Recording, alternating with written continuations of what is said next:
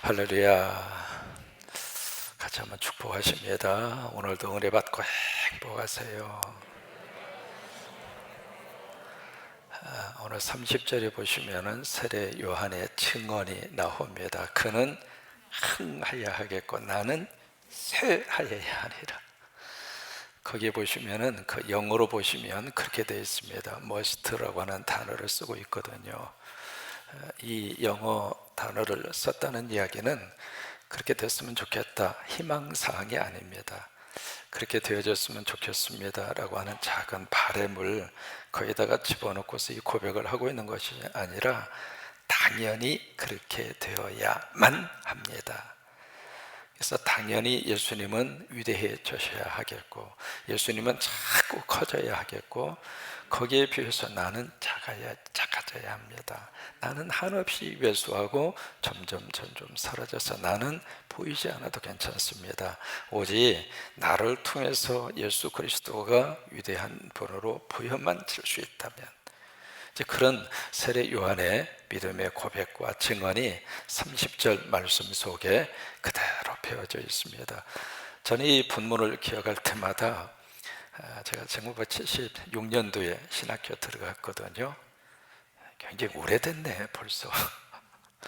신학교 1학년 때 가서 사역한 교회가 이제 관악구 신림 7동의 난곡동입니다. 거기 이제 관악교회라고 하는 교회가 있었고, 그때 담임 목사님이 이중표 목사님이셨어요. 신학생 때 이제 거기 가서 사역을 이렇게 하는데 교회에 좀 어려움이 있었습니다. 뭐 다 아시는 분들은 아실 거예요. 그 어려움이 있어서 교회가 두 쪽으로 쫙 갈라졌어요. 갈라져서 주일날 이렇게 예배 드릴 때 보면 한쪽은 막 기도하고요, 한쪽은 막 찬송하고. 그런데 세상에 기도 소리 그렇게 큰 건 내 처음 들었어요. 얼마나 기도를 크게 하는지. 한쪽에서는 찬송을 부르는데 핏대 산다고 그러잖아요. 찬송을 핏대가 서면서 찬송을 하는데, 와, 아무튼 소리는 컸는데 마음은 너무 아팠어요. 저 기도 소리가 무엇을 위한 기도 소리인가? 저 찬송이 뭘 위해서 찬송을 저렇게 크게 부르는가? 서로가 지지 않기 위해서 기도를 크게 하고 찬송을 크게 하고, 이제 그런 속에서 주일날이 됐는데 주일날 예배 인도를 해야 되잖아요. 그래서 예배 인도할 분이 없는 거예요. 그래서 신학교 1학년 학생이 처음으로 대예배 시간에 예배 인도를 해요. 그때 본문으로 선택한 것이 오늘 여기에요. 그래서 이제 좀 더 기억합니다. 그는 흥하고 우리는 쇠하고. 그때 이제 마음으로는 우리가 이럴 것이 아니라 우리 예수님 안에서 예수님 높여드리고 우리는 다 작아지자, 싸우지 말고 핏대 올리지 말고 우리는 다 작아지자, 이제 그런 그 마음에서 이 본문을 가지고 설교를 했는데, 또 쭉 해서 주기도문까지 다가오고 마치니까 11시 반에 예배가 끝난 거예요. 예배가 딱 마쳤는데 교인들이 딱 와서 너무 행복해하는 거예요. 얼굴 표정이. 왜 그런가 싶었더니 설교가 짧아서. 그러니까 정신없이 강대상이 서서 대예배 시간에 신학교 1학년 학생이 설교를 하는데 그냥 흥 하고 나는 쇠하고 흥 하고 쇠하고 그러고 끝난 거예요. 제가 이 본문을 기억할 때마다 그게 머릿속에 쫙 이렇게 맴돌고 있습니다. 오늘 이제 그 세례 요한이 요한복음 1장부터 쭉 나오잖아요. 사도 요한과 세례 요한이 달라요. 근데 여기 요한이 나오는데 공관복음서에서는 요한의 어디를 중점을 두냐면 세례입니다. 요한이 나타나서 세례를 주었다. 근데 그 세례가 그냥 세례가 아니라 회개 세례입니다. 회개를 촉구하고 회개에 대한 도전을 주는 세례였기 때문에 그 세례 현장은 말 그대로 오는 사람들의 감추어진 죄를 다 드러내고, 이제 그것이 바로 요한의 사역의 현장이었잖아요. 근데 이 요한복음에서는 세례라고 하는 이 단어 대신에 요한 앞에 증언자가 붙습니다. 요한은 요한인데 세례보다도 증언자 요한, 어떤 증거자 요한, 그 모습을 요한복음에서는 강조하고 있습니다. 이제 오늘 본문의 말씀의 시작을 한번 보시겠습니다. 22절에 보시면 그 후에 예수께서 제자들과 유대 땅으로 가서 거기 함께 유하시며 뭘 베풀어요? 이게 건강보험사하고 다른 점이에요. 건강보험서에서는요, 예수님이 세례를 베풀었다 그게 없습니다. 근데 요한복음에서는 예수님이 제자들과 함께 세례를 베푸셨다, 이제 그렇게 표현을 하고 있죠. 그러니까 마태, 마가, 누가에서는 예수님이 요한에게 세례를 받으신 것을 기록하고 있어요. 근데 예수님이 직접 세례를 베풀었다 그게 없습니다. 근데 요한복음에서는 세례를 베푸셨다 그렇게 나오죠. 23절, 요한도 살렘 가까운 에논에서, 22절에서는 예수님이 세례를 베푸시고, 그 다음에 23절에서는 누가 세례를 베풀어요? 요한이 세례를 베풉니다. 이게 어디에서 베푸느냐면 에논에서 세례를 베풀었다. 그 에논이라고 하는 단어의 뜻이 샘 근원입니다. 그러니까 물이 계속 솟아나는 샘 근원, 그러니까 침례 주기가 쉬운 거죠. 지금도 이스라엘에 가서 보시면은 거기에 세례터가 있어요. 요단강, 윗 요단강, 아랫 요단강 그렇게 구별하거든요. 갈릴리를 이렇게 중심으로 해서 이쪽 위에서부터 여기가 이제 헐몬산이라고 하는 산이 있는데, 이 산에서 얼음 녹은 물이 계속 흘러나와요. 그래서 이제 이 물이 이 갈릴리로 계속 이렇게 들어가게 되는데, 바로 여기 이것을 윗 요단강, 그 다음에 갈릴리에서 밑으로 사해 쪽으로 내려가는 아래쪽을 아랫 요단강 그렇게 표현을 해요. 그래서 이제 여기에 가도 세례터가 있고 여기에 가도 세례터가 있습니다. 그래서 세계 각국에서 오신 분들이 기왕이면 거기 가서 세례를 받자 해서 세례 받는 분들이, 여기서는 이제 침례죠. 물속에 들어갔다가 나오는 그 침례를 받는 분들이 그렇게 많아요. 지금 이 세례 요한은 그 에논이라고 하는 바로 거기에서 물이 계속 솟아나는 그곳에서 이제 세례, 침례를 그렇게 베풀어요. 근데 24절에 보시면 요한은 아직 옥에 갇히지 아니하였더라. 이제 이것도 좀 약간 공감보험사하고 다른 점이에요. 여러분, 이렇게 다른 점을 지적을 하느냐면, 요한복음은 요한복음 나름대로 예수 그리스도를 우리에게 뭔가를 담아서 우리에게 소개하는 거예요. 그래서 요한 나름대로의 어떤 목적과 의미를 가지고 이 보험서를 써내려가기 때문에 공감보험서하고는 조금 다른 거예요. 공감보험서에서는 세례 요한이 옥에 갇힌 다음에 예수님이 활동을 해요. 그런데 여기서는 요한이 옥에 갇히기 전에 예수님이 활동하시는 것으로 그렇게 등장을 합니다. 25절 함께 있습니다. 이에 요한의 제자 중에 한 유대인과 더불어 정결 예식에 대하여 변론이 되었더니, 여기 이제 정결 예식이 나옵니다. 그러니까 세례 요한의 이 세례와 유대인들이 전통적으로 가지고 있었던 정결 예식이 있습니다. 이 정결 예식은 굉장히 유대 종교 사회 속에서 굉장히 중요한 예식입니다. 그래서 이 정결 예식을 위해서 이제 물을 담아 놓은 것을 뭐라냐면 미크베라고 그래요. 미크베라고 하는 이제 물을 이렇게 정결 예식을 위해서 물을 이렇게 담아 놓거든요. 근데 그 물을 어떤 물을 쓰느냐면 절대로 인위적인 물은 쓰지 않습니다. 위에서 내려온 물을 쓰거나 빗물이죠. 그리고 흐르는 물을 써야 돼요. 그것이 이제 미크베라고 하는 거기에 담겨져 있는 그 물인데, 그 물을 통해서만 정결 예식을 합니다. 이 정결 예식을 할 때 처음에 들어가는 입구, 나오는 출구, 이게 각자 달라요. 이제 정결 예식을 위해서 들어갈 때는 아직 깨끗해지지 않는 거예요. 부정한 상태죠. 근데 그 물에 들어갔다가 나와서 나오는 출구는 깨끗한 상태가 된 거예요. 그러니까 들어갈 때하고 나올 때하고 서로 접촉이 이루어지면 안 됩니다.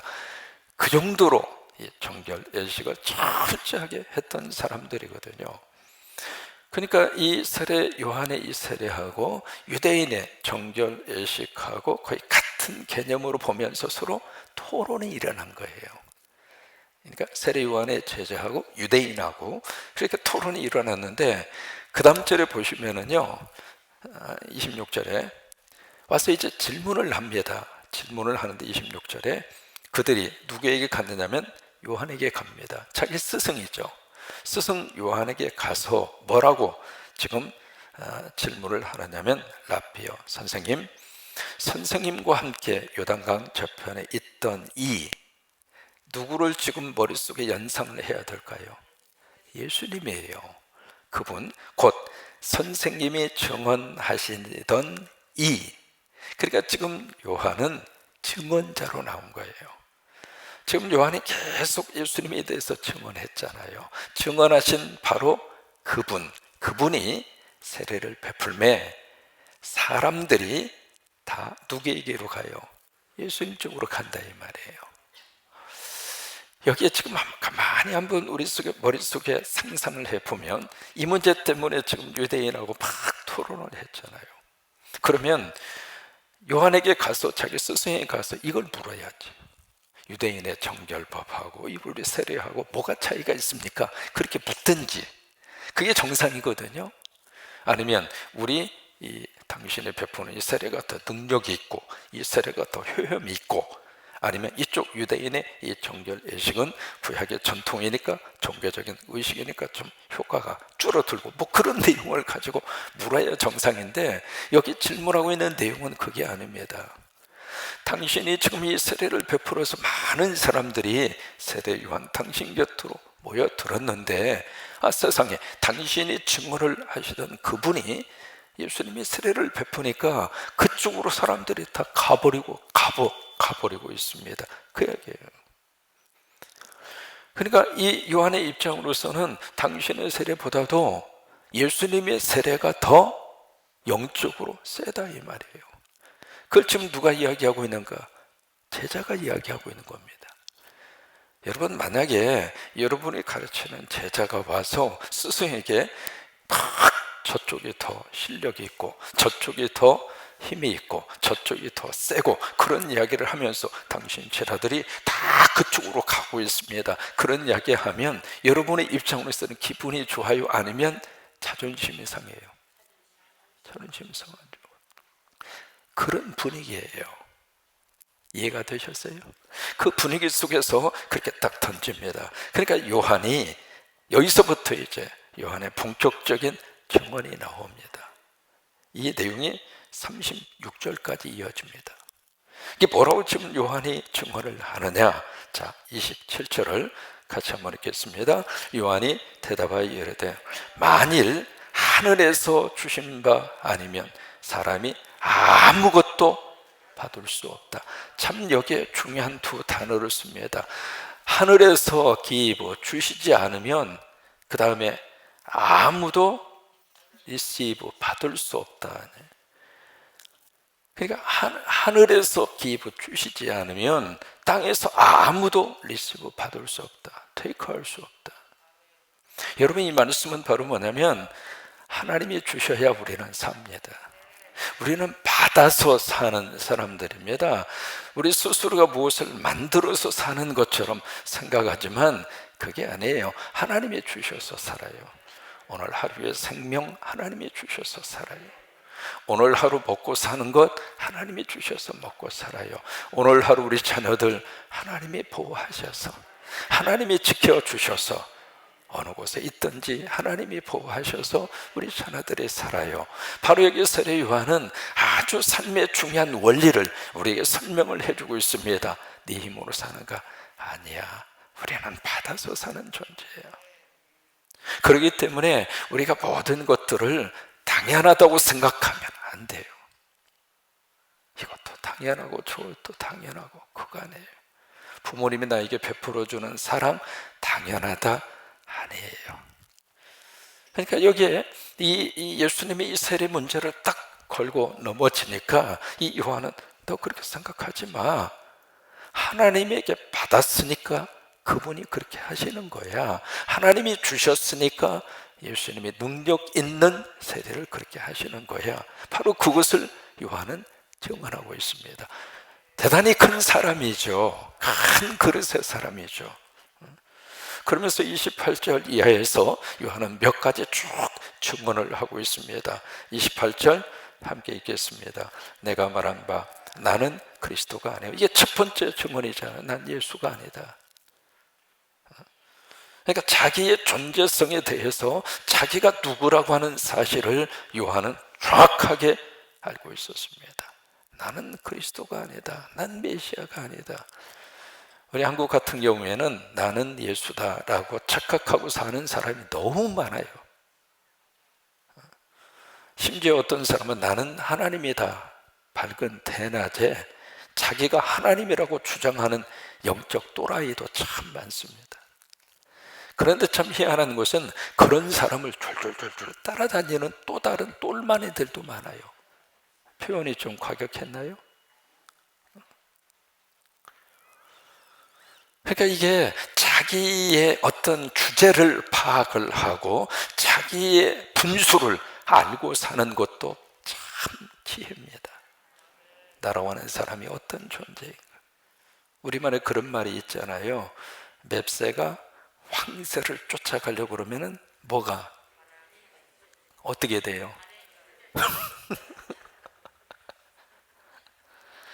자기 주제를 파악하면서 사는 게 행복한 거예요.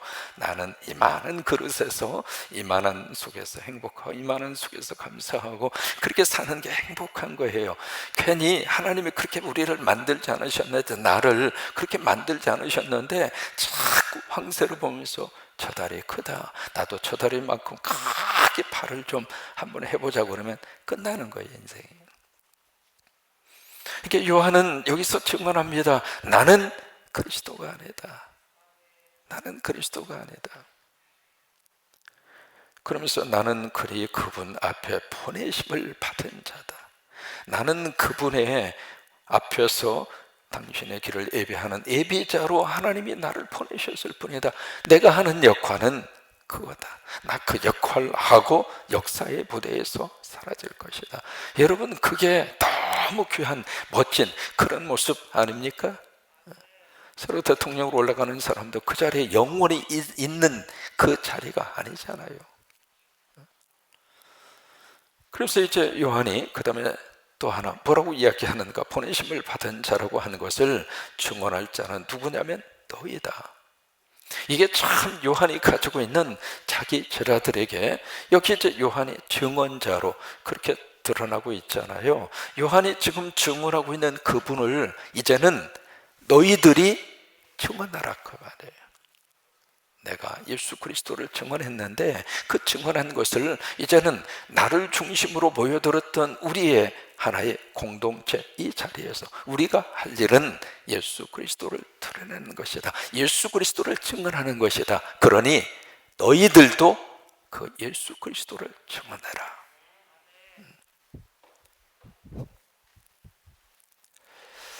29절 말씀, 신부를 취하는 자는 신랑이나 서서 신랑의 음성을 듣는 친구가 크게 기뻐하나니 나는 이러한 기쁨으로 충만하였노라. 세 번째, 나는 신랑이 아니다. 신랑은 누구예요? 예수 그리스도다. 그러니까 요한은 지금 무엇을 위해서 나를 이 세상에 보내셨는가, 자기 삶에 대한 목적을 뚜렷하게 가지고 사는 거예요. 나는 신랑이 아니다. 그런데 나는 그 신랑 때문에 너무나 기쁘다. 오늘 우리 안에 이런 은혜가 넘쳤으면 좋겠어요. 우리 오여신도 얼굴을 보세요. 얼마나 화사하고 예쁘고. 이게 마스크 쓴 얼굴이 이 정도면 마스크 벗으면 그냥 끝내주죠. 그러니까 이게 내가 신랑 되시는 예수님 때문에 내 삶 속에서 기쁨이 일어나고, 내 삶 속에서 웃음이 많아지고, 내 삶 속에서 너무 행복하고.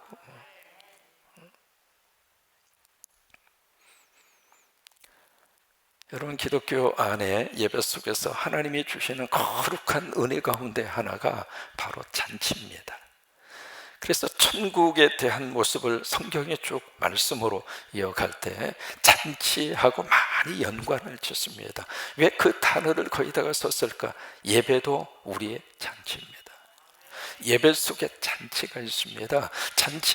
잔치에는 뭐가 있어요? 먹을거리도 많아야 되고, 흥도 많아야 되고, 노래도 있고, 춤도 있고, 기쁨도 있고, 그게 잔치잖아요. 페스티벌, 이 잔치의 자리에 와서 인상 팍 쓰고 완전히 그냥 죽을 상을 하고 있을 필요는 없잖아요. 왜? 잔치 자리니까. 여러분 예배 드리면서 그런 은혜가 넘쳤으면 좋겠어요. 처음에 예배당 다 들어오실 때는 얼굴이 우울한 표정으로, 힘드니까 그렇죠. 근데 예배를 드리면서 얼굴이 펴지는 거예요. 예배를 드리면서 얼굴에 인상이 펴지는 거예요. 왜? 속에서부터 하나님이 주시는 은혜의 샘이 터져서 그 샘이 내 마음을, 그리고 내 얼굴을, 그리고 내 생각을, 그래서 여기에 나는 신랑이 아니지만은 나는 그 신랑 때문에 기쁨이, 여기에 보세요. 29절에 보시면 나는 이러한 기쁨이 어떻게 해요? 크게 어떻게 해요? 충만했다 이 말이에요. 그 기쁨이 채워지고 그 기쁨이 다시 채워지고, 바로 이 복을 여러분들이 받으시기를 축복합니다. 그래서 먼저 이 새벽에 와서 여기에 신랑 되시는 예수님 때문에 쉐키나가 찬양하면서 기쁘고, 우리 드럼 쳐주는 우리 이안수 집사님 고마워요. 이 자리는 빠질 수도 없어. 빠지면 금방 들통나니까 감사해요. 새벽에 쉐키나 사역하고 또 바로 가서 또 사업을 하시고 그런 젊은 안수 집사님이신데 참 헌신하고 충성해 주어서 너무 감사해요. 그러니까 이게 우리가 이 사명을 감당을 하면서 우리 안에 기쁨으로 충만하네. 그게 아멘. 그래요. 이제 그리고 나서 30절이 고백이 나온 겁니다. 한번 고백하실까요? 그는 흥하여야 하겠고 나는 쇠하여야 하리라. 말씀드렸죠. 아까 머스트라고는 단어를 쓰고 있다고. 반드시 그렇게 되어야만 된다 그 말이에요. 우리 성광교회를 통해서 예수님만 위대해지고, 크게 하면 그저 우리 교회를 통해서 예수님만 위대해지고, 우리는 그저 그 예수님 안에서 주시는 은혜로 살고 감사로 살고 축복으로 살고, 그리고 우리는 그저 우리가 예수 그리스도 예수님만 크신 분으로, 그저 우리 가정에서도 마찬가지고요, 우리 자녀들에게도 마찬가지고요. 그래서 31절 이하의 말씀에 네 번째로 요한이 증언합니다. 뭐라고 증언하는가? 바로 예수 그리스도는 어디서부터 온 자인가? 하늘에서 오신 자이다. 하늘에서 내려오신 분이다. 31절 말씀에 그 다음에서 또 하나, 땅에 있는 자가 나옵니다. 하늘에서 내려오신 분, 땅에 있는 분, 두 가지로 그렇게 이제 구별을 해서 말씀을 하십니다. 그러니까 하늘에서 내려오신 분이 누구 있는가? 예수 그리스도이죠. 하늘에서 내려오셨기 때문에 이 분이 어떻게 해요? 다시 하늘로 올라가세요. 어느 때 올라가시는가? 하늘에서 내려오셔서 여기서 해야 할 일을 완성히 했을 때, 근데 그 완성의 클라이막스가 뭐냐면 십자가입니다. 그래서 이 복음서에 보시면은 예수 그리스도가 이 땅에 오셔서 십자가 지시기 위하여 쭉 그의 사역이 한 걸음 한 걸음 한 걸음씩 그쪽으로 가요.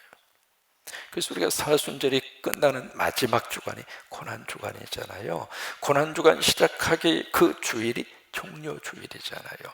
그래서 종려주일을 통해서 고난주간으로 이어지는데, 그 고난주간의 마지막이 갈보리 십자가잖아요. 그것을 통해서 십자가에서 7마디 말씀을 하시잖아요. 그 가운데 하나가 다 이루었다. 그게 땅에 오셔서 하시는 모든 일의 완성이에요. 그래서 이제 그 안에서 우리는 십자가 때문에 죄 용서받고, 십자가 때문에 하나님의 자녀가 되고, 십자가 때문에 천국 바라보고 살고 그런 거거든요. 그러니까 하늘에서 내려오셔서 땅에서 그 사역이 다 완성이 되면 그 다음에 하늘로 올라가시는 거예요. 하늘로. 여러분, 이게 믿음 안에서 주시는 영적인 큰 하나의 축복입니다. 이어령 교수, 얼마 전 세상을 떠났습니다마는 그분이 우리 한국 기독교와 우리 성도들에게 너무 깊은 영향력을 주셨고, 마지막 그분이 동경에서 세례를 받으시고 그의 이제 딸의 간절한 눈물과 기도 때문에 평생을 지성으로 살던 분이 영성의 자리로 바꿔졌잖아요.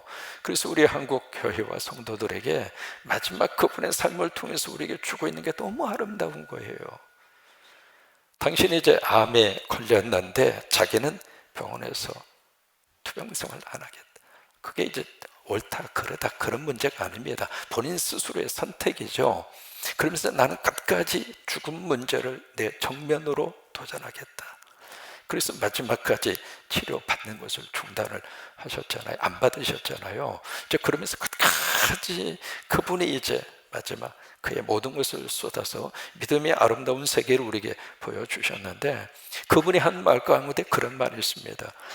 이게 사과가 있으면 땅으로 턱 떨어져요. 우리가 그거 알잖아요. 뉴턴의 만유 인력의 법칙. 여기서 당기는 힘이 있으니까 톡 하고 떨어질 거 아니에요. 수없이 많은 사람이 사과가 톡 떨어지는 것을 봤는데 거의 모든 사람들은 떨어지는가 보다 하고 지나간 거예요. 근데 뉴턴은 왜 저게 밑으로 떨어져? 위로도 갈 수 있지, 아니 옆으로도 갈 수 있지. 그래서 이제 거기에서 질문을 가지고 뭔가 땡기는 힘이 있구나. 그러니까 저 사과가 밑으로 툭 하고 떨어지지. 거기서 나온 것이 만유 인력의 법칙이라고 하는 것이 거기서 나왔잖아요. 중력의 법칙이라고 하는 게 땡기는 힘이 있으니까 떨어지지. 여령 교수는 뭐라고 이야기하느냐면, 왜 밑으로 땡기는 힘만 이야기하느냐, 위로 끌어당기는 힘이 있다는 거예요. 그게 뭐냐면 위로 끌어당기는 힘, 그것을 그분은 뭐라고 이야기하느냐면 은총이다. 하나님이 우리를 끌어당겨 주셔요. 죄악의 자리에서 우리를 끌어당겨 주시고 우리를 하나님의 자녀로 끌어당겨 주시고, 마지막 예수님이 이 땅에 재림하시는 그 순간 하나님은 우리를 하나님의 자녀로 휴거해서 끌어당겨 주세요. 믿으시면 아멘. 그것을 이어령 교수는 은총이라고 그랬어요. 그러니까 하늘에서 내려오셔서 이 땅에서 해야 할 일을 완성하신 다음에 하늘로 올라가는. 근데 우리도 마찬가지입니다. 이 세상에서 살면서 우리가 믿음으로 살아 때가 되면 하나님이 우리를 하나님의 거룩한 자리로 끌어올리세요. 이게 지금 요한을 통해서 우리에게 증거하는 너무 귀한 메시지입니다. 그래서 끌어올리기 때문에 우리에게 뭘 주시는가 보실까요? 36절입니다. 크게 고백하십니다. 시작. 아들을 믿는 자에게는 영생이 있고 아들에게 순종하지 아니하는 자는 영생을 보지 못하고 도리어 하나님의 진노가 그 위에 머물러 있느니라. 여기 영생이라고 하는 단어, 이 영생이라고 하는 말은 두 가지의 뜻이 있어요. 첫째는 시간적인 영생이 있어요. 그러니까 시간의 영생이 있고 그 다음에 생명의 영생이 있습니다. 시간의 영생이라고 하는 것은 계속 이것이 지속되는 게 시간의 영생이에요. 월남 이상재 선생님이 참 예수 잘 믿은 민족의 지도자잖아요. 젊은 친구가 와서 선생님, 죽음 문제를 가지고 서로 이야기를 나눕니다. 그때 월남 이상재 선생이 그 젊은이에게 그렇게 이야기합니다. 야, 이 사람아, 죽기는 왜 죽어? 영원히 살아야지. 하나님이 우리를 창조하셔서 이 땅에 보내셨을 때 조금 살다 죽으라고 우리를 창조하셔서, 아니야, 우리는 영원히 사는 존재야. 여러분 마찬가지입니다. 시간성 속에서 사람의 육체의 모습은 바뀌어진다 할지라도 시간은 계속되는 거예요. 이해가 되세요? 어머니 뱃속에 있을 때하고 이 세상에 태어났을 때하고 시간이 중단됩니까? 이어지는 거예요. 그렇죠? 그 다음에 이 세상에 있다가 영원한 천국으로 우리가 떠나가게 되는데, 그러면 이 세상과 천국의 삶이 툭 하고 단절되는가? 아니요, 이어진다 이 말이에요.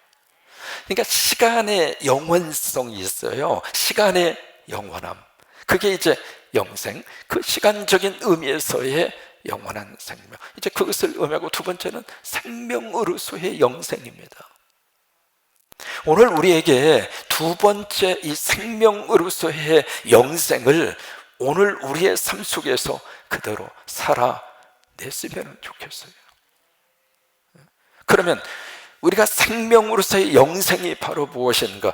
예수의 생명이 내 속에 들어와서 그 속에서 위로받고, 그 속에서 희망을 갖고, 그 속에서 감사하고.